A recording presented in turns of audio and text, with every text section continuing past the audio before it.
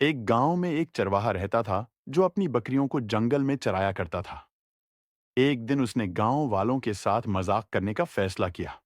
وہ زور زور سے چلایا، شیر آیا، شیر آیا۔ گاؤں کے لوگ دوڑتے ہوئے اس کی مدد کے لیے آئے، لیکن وہاں کوئی شیر نہیں تھا۔ وہ ہنستا ہوا کہنے لگا، یہ تو بس مذاق تھا۔ اگلے دن اس نے پھر وہی مذاق کیا۔ گاؤں کے لوگ دوبارہ دوڑتے ہوئے آئے، لیکن پھر بھی شیر نہیں تھا۔